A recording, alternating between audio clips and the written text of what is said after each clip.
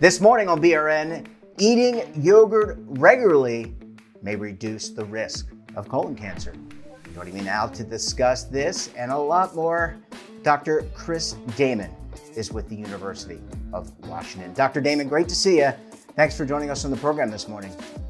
Well, thanks, Jeff, for having me on. I was joking with you before, I am a big-time Greek yogurt eater, so this research that you and the team performed, it's fascinating to me. But I want to back up and start with the risk of colon cancer, and it seems the incidence of colon cancer seems to be increasing, especially among some of our younger members of our society. I want to get your reaction to that. Yeah, it is indeed. So we've seen a rising incidence of colorectal cancer in young individuals in particular. And as a result, the current guidelines are actually recommending that screenings start for the general population at 45.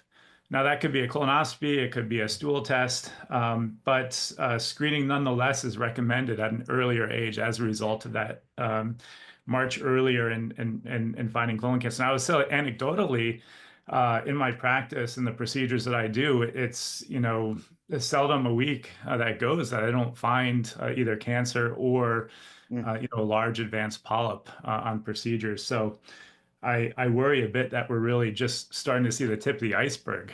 Sorry to interrupt you. I was going to ask, is there any, and I'm talking about anecdotally, or any research that would indicate why maybe that incidence of colon cancer, is it the type of food we're consuming, or maybe we're not digesting as well as we used to, maybe? I don't know. I mean, we can't say with 100% certainty what's driving that, but we do know associations. Association, isn't causation, but it helps begin to figure out what might be contributing. Undoubtedly,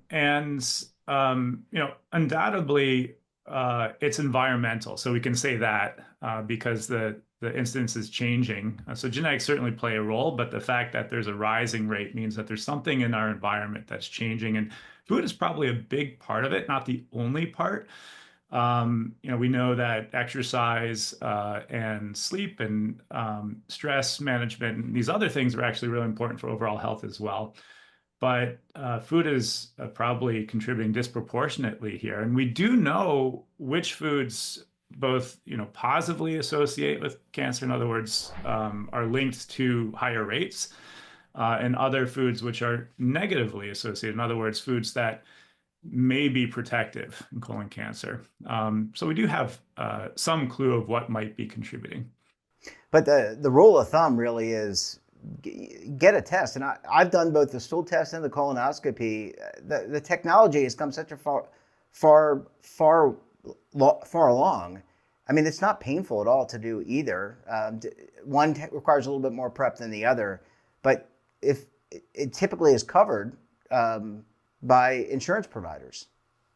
Yeah, so there's very little out-of-pocket costs. Might be a copay or something like that for having a screening colonoscopy or screening test done by your primary provider or gastroenterologist. So it's a really good idea. We know that it's rising in rate, and so it can give you, if nothing else, peace of mind and reassurance that your colon is clean of polyps. And at best, it can catch a polyp when it's still in that early stage before it becomes cancer. That's really key. That's why we do the screenings, is to actually prevent those polyps from becoming cancer. And that's why the research that you and the team and other hospital associations around the country, it's so important to figure out the causation and what we can do about it. Let's talk about the latest research and the relationship to yogurt. Do you want to talk at a very high level what you tested and what type of yogurt maybe works best, I guess, for lack of a better way of phrasing a question? Yeah, so there's pretty recent research. A number of different studies have come out recently looking at dairy products in general and their association with colorectal cancer. And this adds to our growing understanding of which foods in general are associated. So just briefly, the things that are negatively associated, in other words, contribute possibly to colon cancer would be the things we normally think about. So alcohol, tobacco, and as it turns out, red meat, and in particular, processed red meats. It turns out these processed red meats are actually class one carcinogens. In other words, almost certainly contributing to the rise of colon cancer. So what are these salty meats or preserved meats? Things like bacon and sausage, even deli meats that you'd put on a sandwich.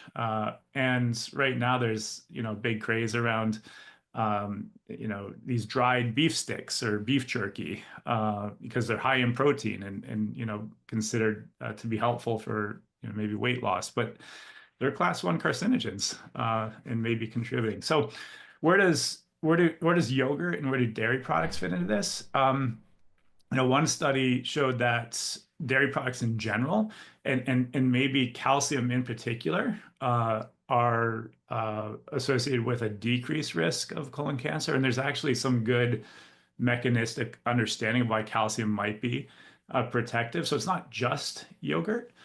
But there is another study that looked at yogurt in particular and looked at how some of the species that are present in the yogurt, might associate with development or lack thereof of colon cancer. And so there's probably, protective effect of dairy products in general, but, yogurt is one of those dairy products.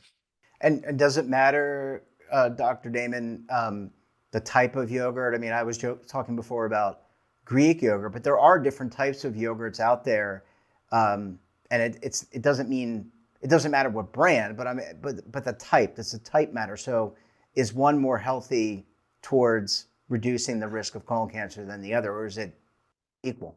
Yeah, no, we don't know that certain types of yogurt are more associated with a lower risk of colon cancer. But again, it's dairy products in general that seem to have that lower risk.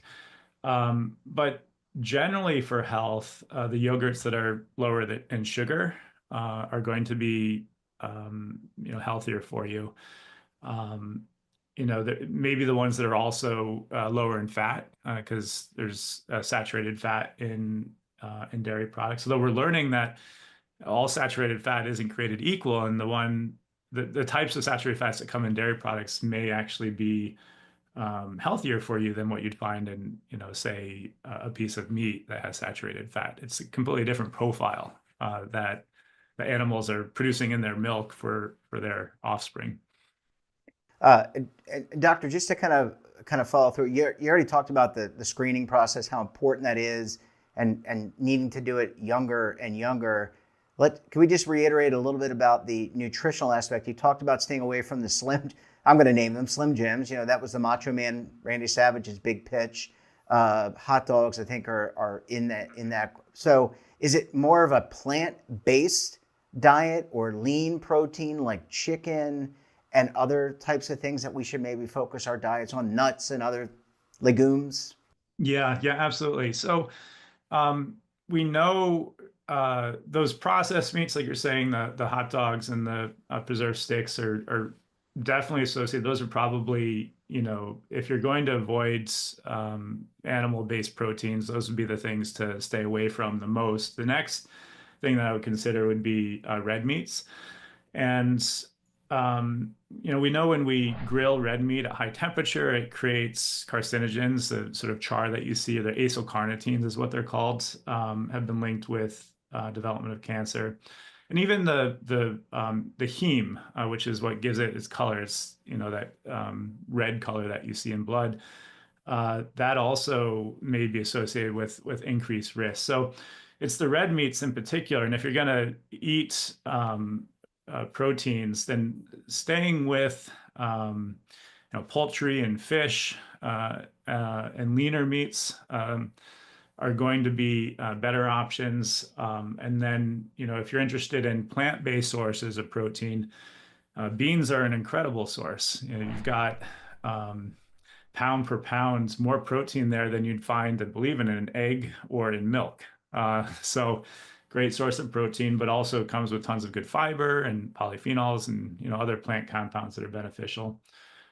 Nuts as well are a very good source, and seeds are a good source, and they're easy to add to just about anything, a salad or a soup or what have you.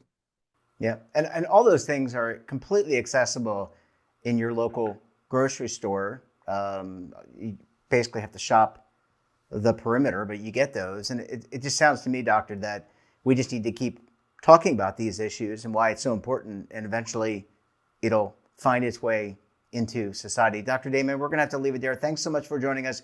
Great research, and we look forward to having you back on the program again very soon, sir.